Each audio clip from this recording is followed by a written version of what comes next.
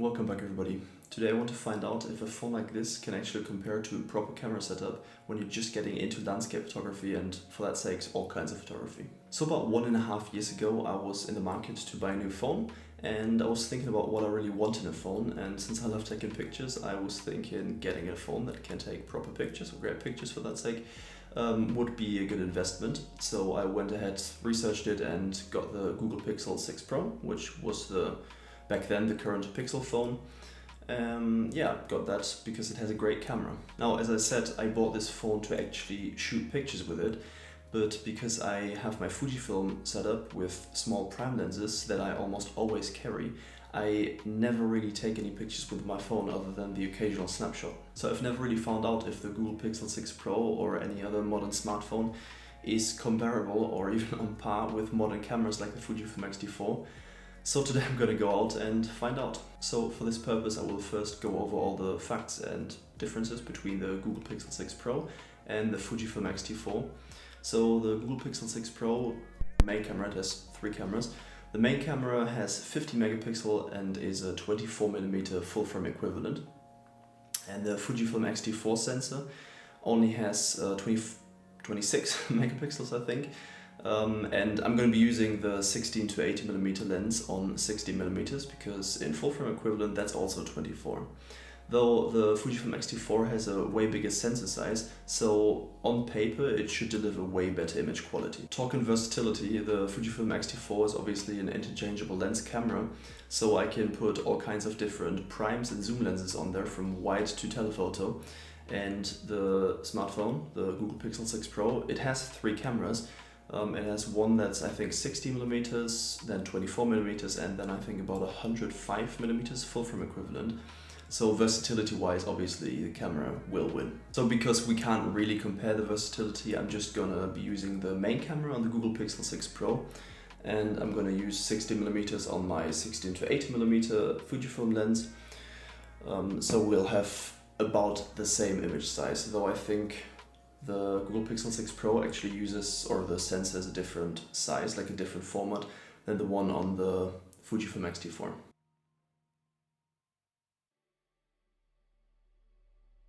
Alright, so now I'm out comparing the cameras of my phone, the Google Pixel 6 Pro, and my Fujifilm X-T4 with a 16 to 80mm lens on, only at 60mm though.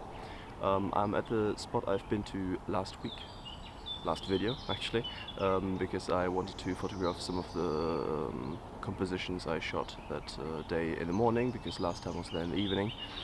And I'm just gonna see how these two cameras, phone camera, compare.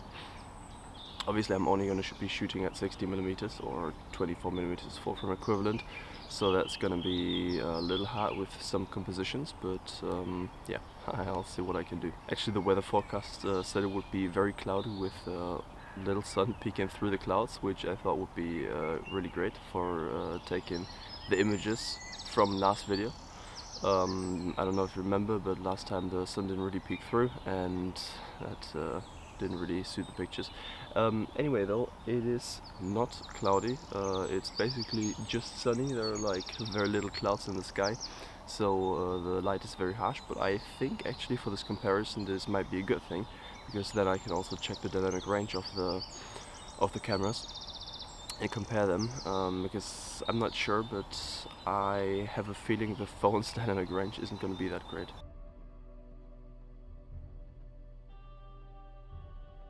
So I'm already at my first location, and I don't know if you remember this, with these fence posts and the tree in the background.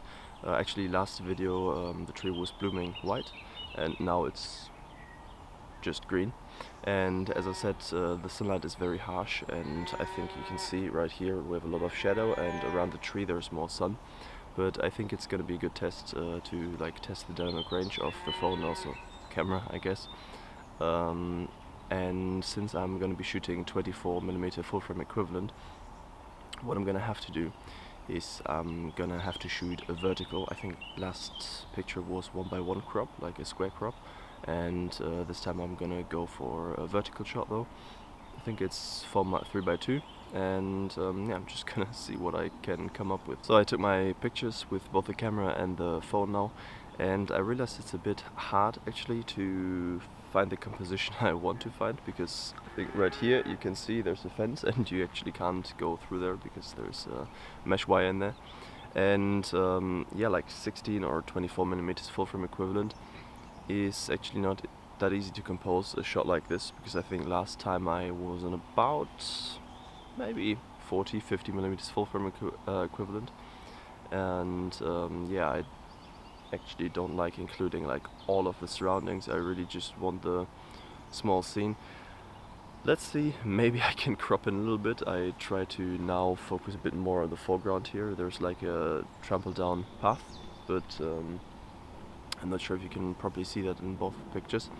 And yeah, I try to not include the sky, but obviously because it's 24 millimeters, I will have to include some of the sky. Yeah, I'm just gonna have to see in Lightroom how both of these images compare. I shot both of them handheld, and I think it's roughly the same picture.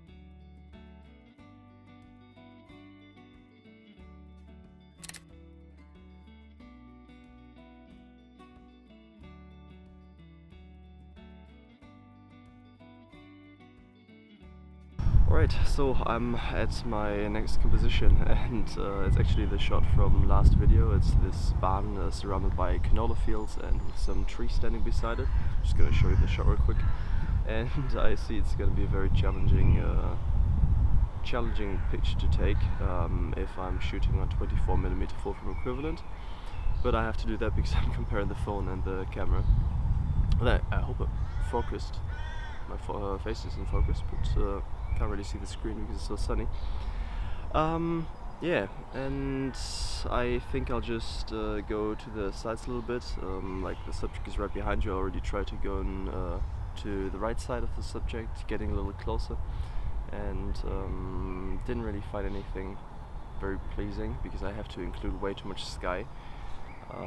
And in whatever picture there is, the sun is going to be in there because it's so wide angle. And yeah, I actually realized I actually don't shoot that much wide angle shots, I think. Other than when I'm shooting seascapes, I'm on vacation. I think other than that, I never really tend to go towards the wide angle side, more towards the telephoto side.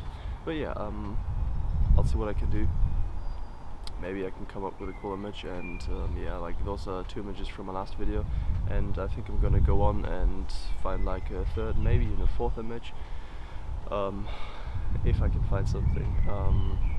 Yeah, just gonna try this here, and I'm gonna show you the shots, and yeah, we can check them out in Lightroom later.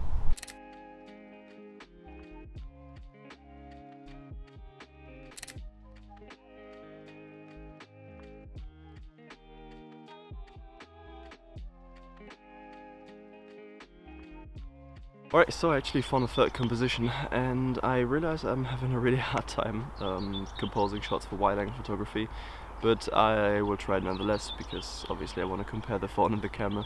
You can't see the composition behind me because I have to film this way because of the sun. It's right up there, and the composition is right here, yeah, and it's like this canola field like swooping to the side. I think it looks very cool. If it was up to me, I would actually take the picture not on 24mm full frame equivalent. I would zoom in a bit more to isolate the subject and actually try the shot like that, and I'll just show you.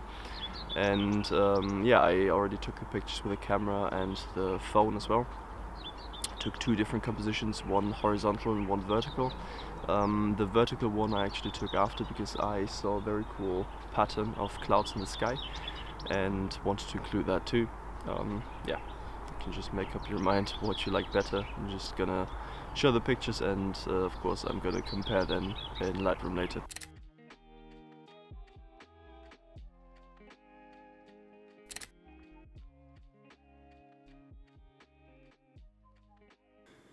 Alright, so I'm back home. I already uploaded all the files to Lightroom and I slightly edited them for this comparison.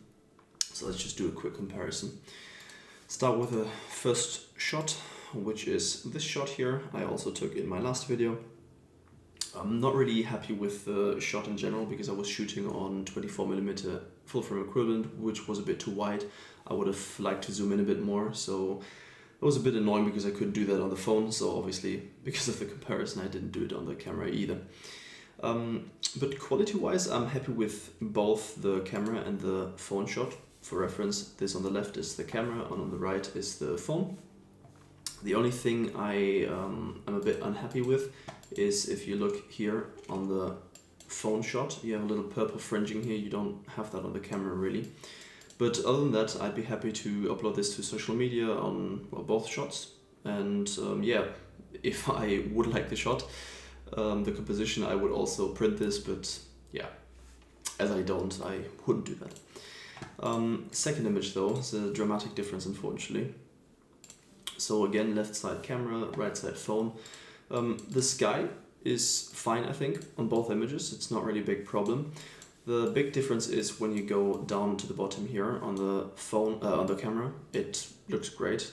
I also exposure bracketed this shot, so it's not really a big problem.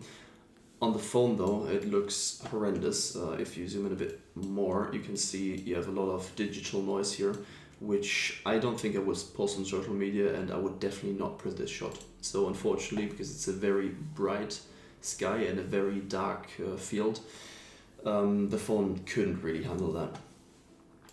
But the third shot, again, just like the first shot, I'm quite happy with both images, quality-wise. I would have actually liked to zoom in a bit more, just like on the first shot. I would have probably included the foreground and this curve in the field, because I really like this. This is actually what should have been the main subject, but I'm just a bit too far back and can't zoom in, so you can't really see that.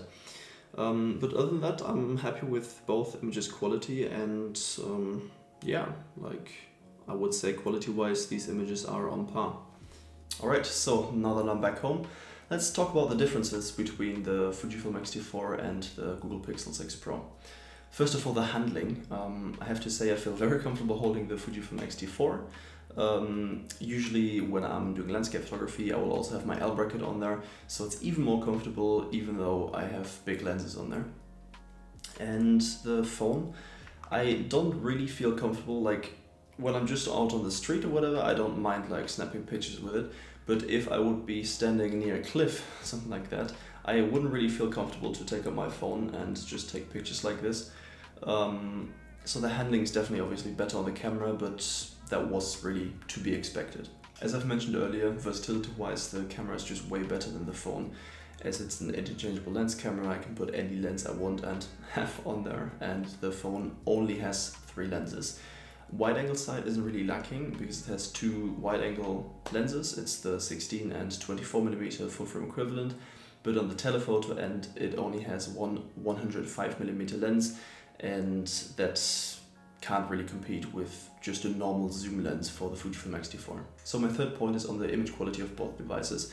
I think it was to be expected that the camera is going to be way better than the phone, but I didn't really think about the HDR and how big the difference would be, because especially if you're shooting things like sunsets, sunrises, or in cities with a lot of tall buildings and very harsh shadows because of that, the difference is going to be insane. Like if you're shooting on the camera, you'll probably be shooting HDR mode, or you'll bracket your images.